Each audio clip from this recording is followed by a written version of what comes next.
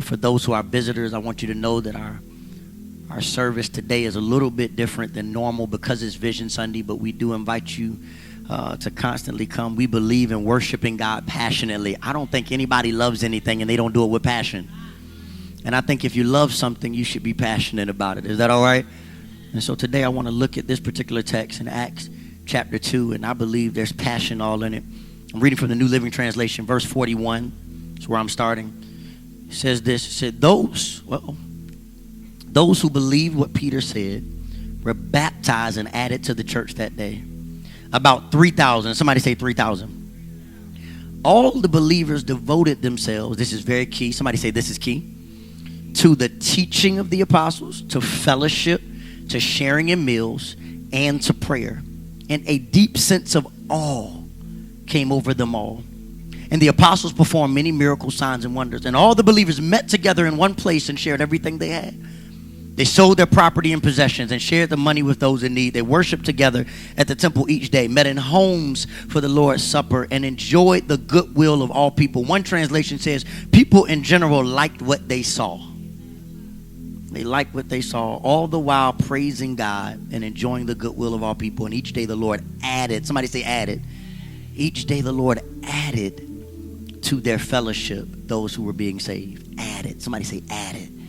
Okay, I want to go to Acts 10 really quick. Acts 10. Really quick, starting at verse 9. Acts 10, verse 9. The next day, as Cornelius' messengers were nearing the town, Peter went up on the flat roof to pray. It was about noon and he was hungry. Somebody say hungry.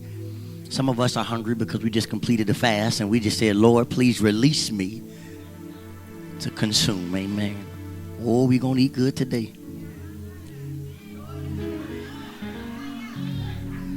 All right. All right. But while a meal was being prepared, he fell into a trance. One translation says he had a vision. Somebody say vision.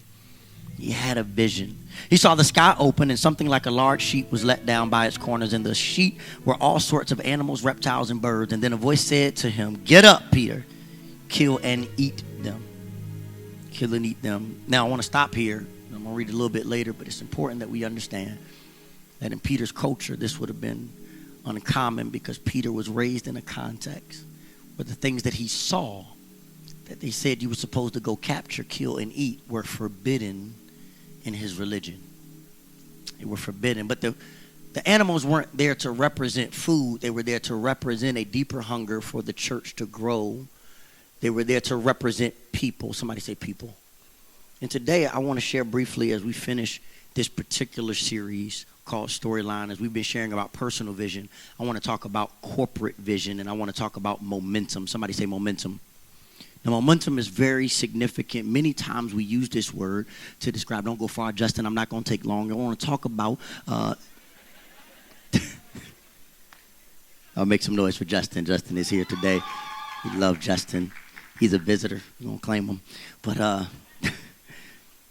But it's important that when we think about momentum, momentum is very significant because we often use this terminology to describe teams or spaces in life where things are moving at such a rapid pace that it doesn't seem like they can be stopped. Team is often communicated by its coach to say, hey, we have the momentum going into the second half, which simply means that right now, the way things are progressing, the way things are going, the way we're working together as a team, the way God is using us, the way things are progressing, there's nothing that can stop us. The only thing that can sabotage our success is us. Momentum. Momentum means that everything is clicking on all cylinders. Everything is working just as planned. Everything is coming together. Everything is moving in a similar direction. Everything is seemingly working progressively to a common goal. Everything is working out. Momentum.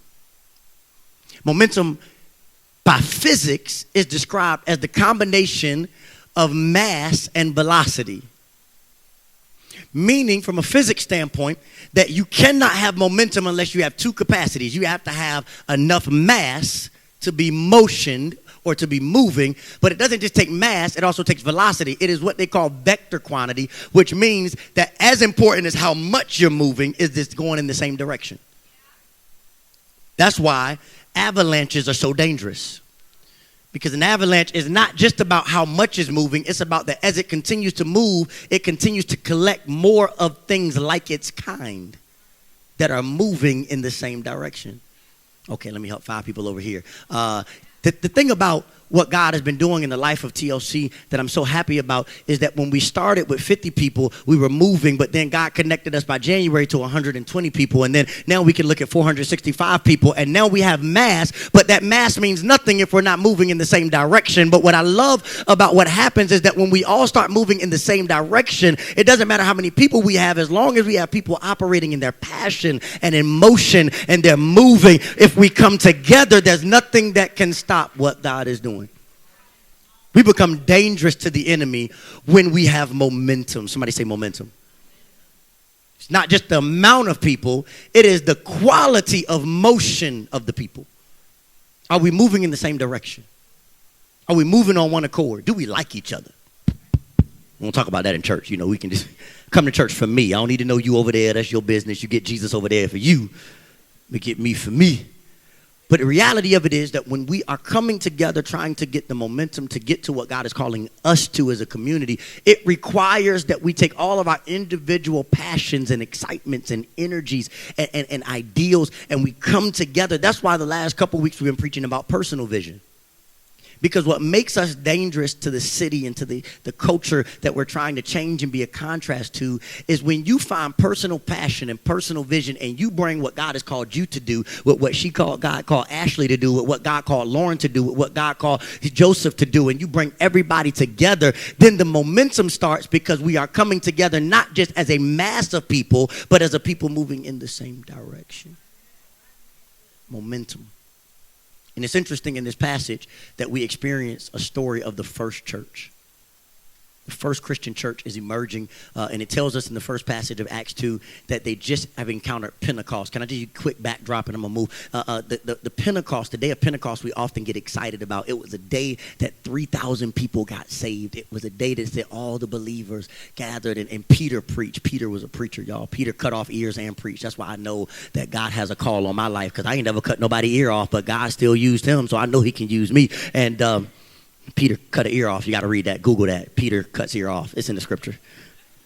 It's in the scripture. The Bible's good. You just got to read the whole thing. All right. So Peter preaches at Pentecost, and 3,000 people get saved. And everybody's excited because the 3,000 people get saved, and they have momentum. It tells us that daily the Lord added to their number. That means that they kept growing. That means that they had what? Momentum. The first church was doing very well. It was progressing. But what's interesting, I think, that we have to look at whenever we look at this particular passage is what made the first church work so well. It is very simple. Sometimes we overcomplicate church. Look at the simplicity of the passage. The simplicity tells us this, really simple. It says they came together for constant teaching. Everybody say teaching. So they said we're dedicated to learning. Then they came together for constant fellowship. Somebody say fellowship. Okay, let's make it applicable to our context. Somebody say small groups. Oh, buddy. They came together. They recognized that it's not just enough for us to come together and lift our hands up. Sometimes we need to hold hands because I had a rough week. And sometimes I grow more in a circle than I do in a row. So they came together for teaching and fellowship. And then they came together for sharing in community need. They were not selfish. They came together, and they said, one translation says they pooled together their resources to meet the needs of the community. They were a context of people who share what they had. They shared. And then it also tells us that they came together for prayer. 4 things that they did, and the Lord continued to add to their number. I love all the ministries we're doing. I love all the things we're doing, but can I just help y'all?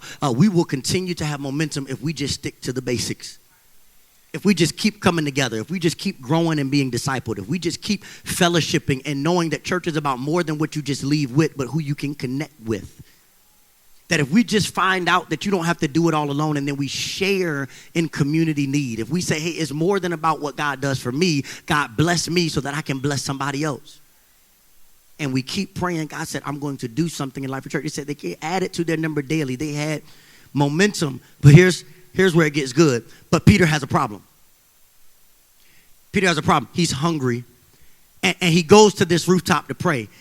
Now, note you, The prayer that he's about to pray, again, is reflective of the season that he's in. It tells us he was hungry. Now, two things I want you to understand about this that's very impactful, because in order for the church to continue to grow, enthusiasm is the energy and force that builds literal momentum of the human soul and mind. That's a quote by Bryant McGill. Let me say it again. Enthusiasm is the energy. Somebody say enthusiasm. Is the energy and force that builds literal momentum of the human soul and mind.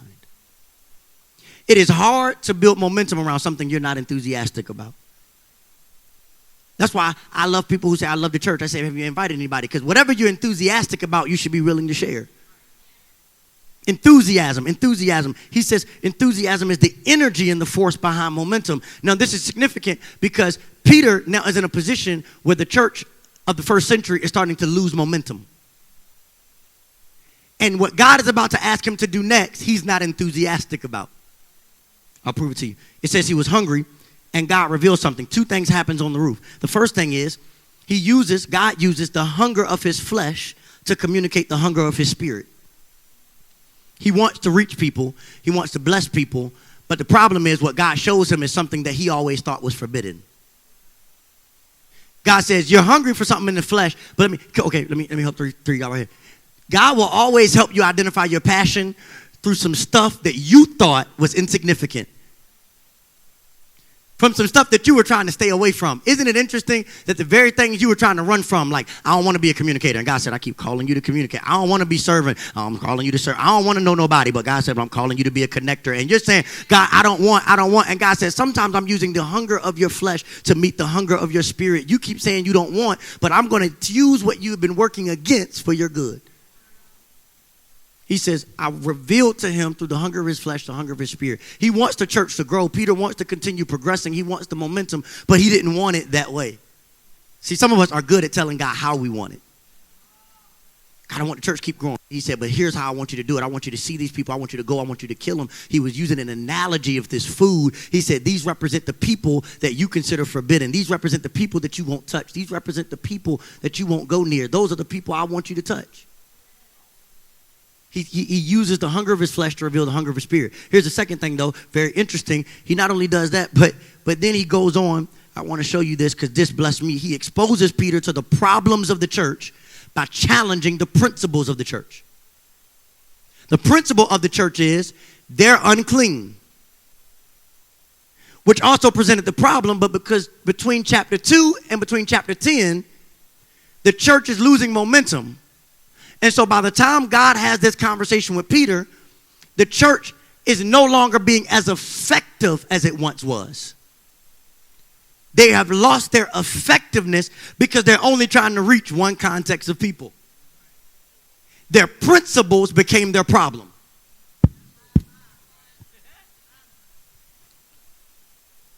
Now, I don't want y'all to think I'm a heretic. I'm not saying that Christian principles shouldn't be valued.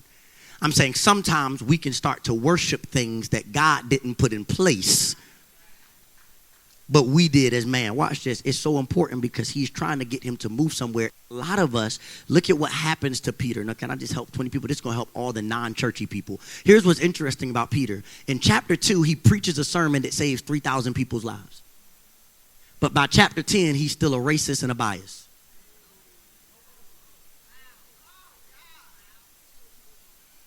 He's still somebody who looks at everybody else with different color skin and judges them before he knows them. He's still somebody who has implicit bias. He's still somebody, as one of my mentors, Bishop Gunn, says, who still cannot see beyond the color of skin or the economic background, or can't see beyond what people's clothes got on, or can't see. He still can't see beyond the surface. So he can encounter God in one chapter and still leave not changed. Here's the problem with the church. We are experts at encountering God on Sunday, but it didn't change our behavior on Monday. And so we tell people we're Christians, but we're part of the 73%, but 31% of us still leave and act the same. We still judge people. We still talk about people. We still show favoritism. We still act like you own my row, like you shouldn't be singing in the choir because your dirt exposed and my state private. But I wish I had a church that said, I don't care what your background is, you belong here, that there's nothing off limits, that God called us to reach everybody. He says, He says, Peter, the problem is you encountered my presence and I even used you. But you still have a problem.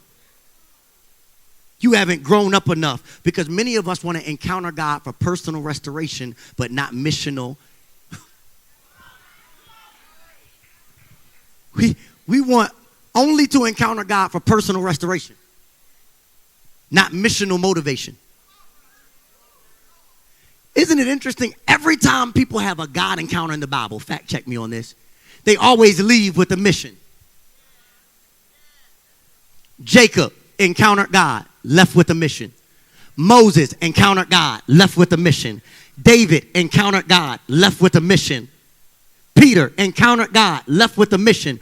We are the only generation of Christians who say, I want to encounter God's presence and leave and don't do nothing. So my community can stay the same. My church can stay the same. People around me can stay the same. My family can stay the same. People on my job can stay the same. Everybody can, everything in the culture around me can stay the same. But our vision is not to look at culture and say, hey, y'all stay y'all way, we'll stay our way. Our job is to impact culture. So how does he ask Peter to do that? He says, Peter, I want to give you a vision of impacting culture in an innovative way. Here's what I'm going to ask you to do. Very simple. This is going to be the innovative thing. Talk to some people you wouldn't talk to. We say we want to be a multicultural church, and some of y'all have never invited somebody to church who don't look like you. I knew y'all was going to be quiet today. You say, well, that's the vision of the church, but I'm fine looking at everybody who looks like me. And then we complain about the world around us when we've never created space for dialogue with people who don't look like us. We say we value generational diversity, but you've never went up and talked to somebody who's out of your generation. I see some of y'all on Instagram every week. Y'all go to brunch after church. I'm not judging no group. I know. I knew when I said this, they was going to think I was talking about. Every week, y'all go to a 10-hour brunch. And there is generational wisdom around you. It goes both ways. Because we'll complain about a generation who says, these young folk don't listen to nobody. But you've never given us the opportunity of conversation.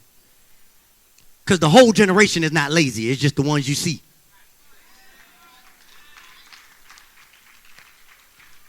And we keep talking about vision. He says, very simple, Peter. I want to challenge you to do something different. Here's where the innovation comes from. Go meet some people, talk to some people, and do some stuff with some people that you wouldn't normally interact with. Because where I'm trying to take the church is beyond who you know. Very simple. And so here's what happens next. I want to read this for you real quick, and I'm done. Let's go to verse 25. Acts chapter 10, verse 25. As Peter entered his home. Whose home? Cornelius.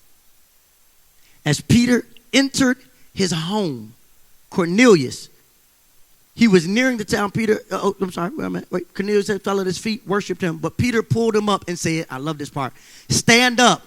I'm human being just like you. Peter just delivered 3,000 people and didn't think too highly of himself. Some of y'all are too Christian to be impactful. I know y'all won't gonna say amen. You so saved that every time you encounter people, you want them to praise you on a pedestal like you ain't have nothing in your past. And Peter walks in and says, I saved 3,000 people, but I'm just like you. I'm a sinner saved by grace. I'm just like you. Great is his faithfulness. His mercies endureth over and over. So you don't got to worship me. I just want to introduce you to the God who saved me. Because a little while ago, I was still cutting off ears. Y'all got to go check that passage out. Peter was the real deal. Peter was a thug. And God used him to save 3,000 people. He can use you too. He says, look, I'm nobody. I'm just somebody used by grace. And I love what happens. I love 28. Peter told them, you know it is against the law for a Jewish man to enter a Gentile home or to associate with you. But God has shown me that I should no longer think of anyone as impure or unclean. What happened? Peter got a revelation and then he applied it to his life. Here's the challenge with corporate vision. You can either cling to religion or revelation. Religion says, let's keep doing the things we've always done them. Revelation says, there's a new vision. Let's make a turn. And here's what's interesting. I love this part. Peter is just trying to do what's right for the church. He loves the church. He's been preaching. He's been saving people. But between chapter 2 and chapter 10, the church loses momentum for a simple reason. Because if you understand the church of Pentecost, many of us get excited about what happened at Pentecost, and we don't realize that there was only one type of community there, a Jewish community. So here's what happens to the church. They have momentum, but they're losing it because they have still isolated people who need the church. And here's what's happening in the 21st century church, y'all. We are reaching more Christians, so we have transfer growth of churches, but there are people who are still need to be reached that we don't invite to church. There are people who've never joined the church. There are people who don't know how many books are in the Bible. There are people who've never sung the B-I-B-L-E. There are people who have never walked around people of different races and ethnicities and generations. There are people who have never known people love them. There are people who grew up without a Christian background, but those aren't the people we are reaching. He says, Peter, I want you to go beyond. Most innovative thing Peter does is continue to build community now with a new people. He said, if the church is going to grow, we got to grow together. He goes into the room and says, let's grow together. Let's grow together. Here's the challenge I want to issue today. Quite simply this, is that if we're going to be the church that God has called us to be, he's causing us to cling to a revelation of what church can be in our city. Not just the religious way we used to do things. I'm not saying religion in itself is bad. I'm saying there's some things that we're clinging to, though, some comfort, some ways that we've done church. But imagine what would happen if everybody invited one person here. Imagine what would happen if you just shot somebody on your job and say, you don't look like me, but you need to be here. Imagine what would happen if you just decided to break out of your comfort zone 1 week a month. Imagine what would happen if we invested at the church. Imagine what would happen if you connected to people who love God like you. Imagine what would happen if we went to our city and to our culture and say, hey, you're homeless, but God still loves you. You're broken, but God still wants to put you together. You're racist, but it doesn't matter. God still loves you. It's too tough for us. What would happen if we went beyond? We said, let's grow together. What would happen if we were a church that wasn't full of just people who love God, but people who needed God? Because some of us, truth be told, we keep saying we need God to do stuff that he's been doing for the last 5 years for us. And God said, I am moving you now from revelation to application. I want you to go bring somebody else into the love that I have for you. Go reach them. Let's grow together. What's together? There's all types of people who need to be in this room today, and we're going to make it happen. But we can't do it alone. Peter walks into the house and says, God has shown me no longer to look at people differently, because everybody is God's child. You can stand on your feet all over the room. I believe God is about to ignite vision in this house.